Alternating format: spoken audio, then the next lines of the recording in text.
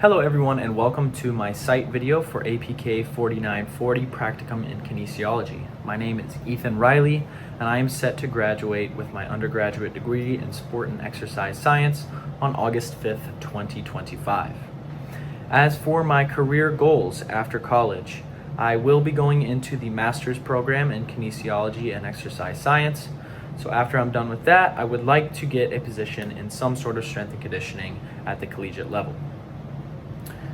How I chose my site, like I said, I love strength and conditioning. That is my passion. And so the site at FIU Strength and Conditioning, working with men's and women's basketball as well as indoor volleyball, was a perfect fit. I have been a student athlete at FIU for 4 years now, going on to my 5th year.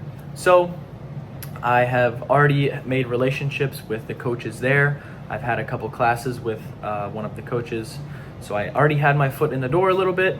And I think it's a great opportunity for me to get coaching reps at the collegiate level, get my feet wet, and get a better understanding of how the collegiate strength and conditioning field operates and how to work with collegiate athletes. As I mentioned before, this is a strength and conditioning internship at FIU. As you can see when you walk in, it is a beautiful facility. There is tons and tons of equipment. I'm showing you here some lat pull-down machines, some cable machines, and then into our squat racks. You can see on the top there are pull-up bars, every single grip you could possibly need. You can see TRX bands in the middle. We use those a lot for rows or assisted single leg squats. In between each rack, you can see DC blocks on the floor. We use those to elevate either the front or the back foot. And then again, on the back side here, there are cable machines. Totaling in the facility, there are 9 total squat racks. The 3 that I will show you in a little bit do not have the cable machines on the back. But then you can see also in the background, there are Nordic boards, which I'll show you in just a second. Here, working around to the back of this machine, you can see there are bulldog pads there for chest-supported rows. There is a huge assortment of kettlebells of all different weights. There's the Nord board there.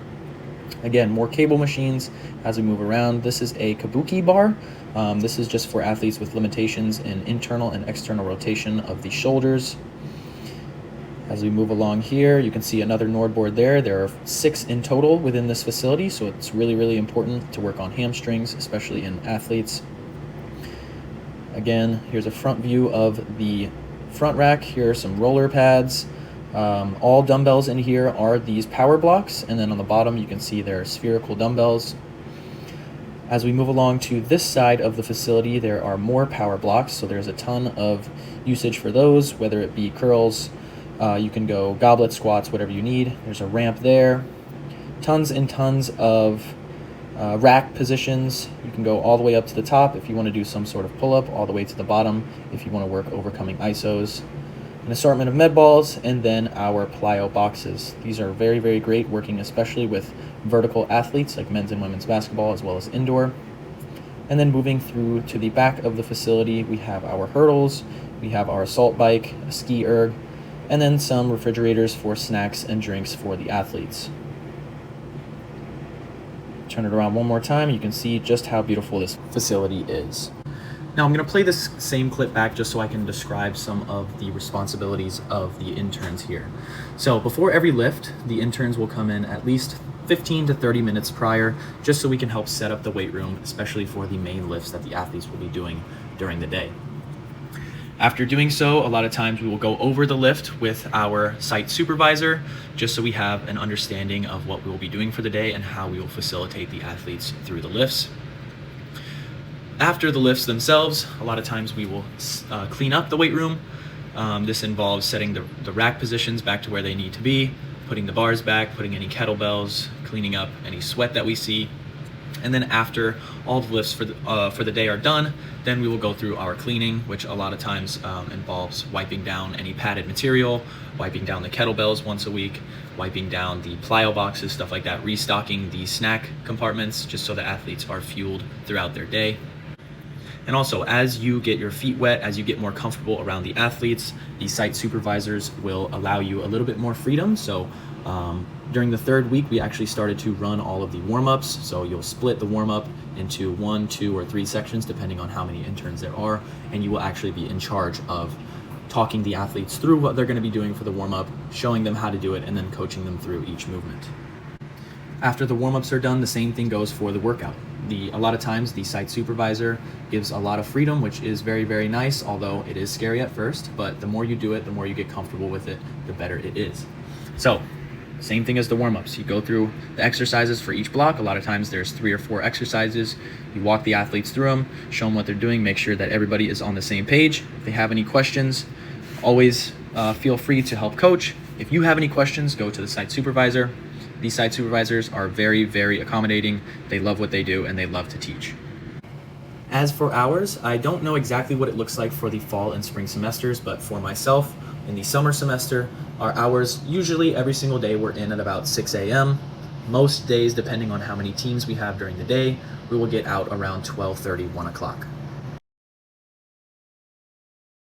Now that 6 a.m. to 12:30 seems a bit daunting, but trust me when I say time really does fly. Working with the athletes is so much fun. Getting to know the athletes, who they are, why they're doing what they're doing is such a fun time that time just absolutely flies by. It's like you're not even working. Obviously, you're there to get your work done. You need to stay focused, but at the same time, building relationships with athletes is such a huge part of coaching. A lot of times it goes overlooked. If you are able to build a relationship with your athlete and build trust with your athlete, it's almost like you're not even working. You're there, you know that they're there to get what they need to get done, and you're there to help them get that done. So it's a very seamless process. As long as you are able to be yourself, build connections with your athletes, it is an absolute blast working in collegiate strength and conditioning. And again, another reason why I picked this practicum location is because a lot of my studies so far have been very book-oriented, research-oriented, and less about actual field experience. So this is a very, very great opportunity if you want to get into collegiate strength and conditioning or strength and conditioning at any level to get those coaching reps that you will not get in a classroom or reading through research. So it's really awesome. It's a great opportunity to meet people in the field who have been doing it, who are experts in their field, to learn from them, to kind of go under their wing and just absorb all that you can, all the information you can about strength and conditioning. And then some very important things that you will learn throughout the practicum, one being time management. A lot of times in strength and conditioning, your schedule is always up for change. If a conditioning session goes a little bit longer because you're introducing some new movements, you have to be able to adjust in the weight room, prioritize what you need to prioritize. If it's a compound lift, you need to prioritize that. You might have to cut a couple sets or even an entire exercise off at the end of the workout, which most of the time will be more accessory movements. So time management is very, very key. Moving with purpose, but not in a rush. So fast, but not in a rush. It's very, very important. Keeping a level head, being a rock for your athletes is going to be very, very huge, and it will go a long way for the output that they are able to produce in the weight room. If you're running around like a chicken with your head cut off, your athlete's gonna feel like, holy crap, something's going wrong. So being a rock for your athletes is huge. Being that support system, being that leadership role is huge, and it goes a very long way for your athletes. So to reflect on my experience with FIU strength and conditioning, I will tell you one thing is that I absolutely love it. I've had this conversation many times with my site supervisor. His name is Mateo Agudelo. He is an awesome guy. He loves what he does, as well as Coach Barrett, who is in charge of women's basketball and indoor volleyball. They are really great people, but one thing they always say is you have to be crazy to do this position. It takes a lot out of you. I will not lie to you. It does take a lot out of you. But as long as you love it and you wake up every day ready to get after it, have a positive mindset, come in there ready to do work, you will absolutely love it. As I said before, it feels like you're not even working. Time absolutely flies because you're having fun, you're moving around, you're helping athletes with what they need help with, and time just absolutely flies. So if you are looking to do strength and conditioning at any capacity, this is an absolutely fantastic position, and I highly, highly recommend it.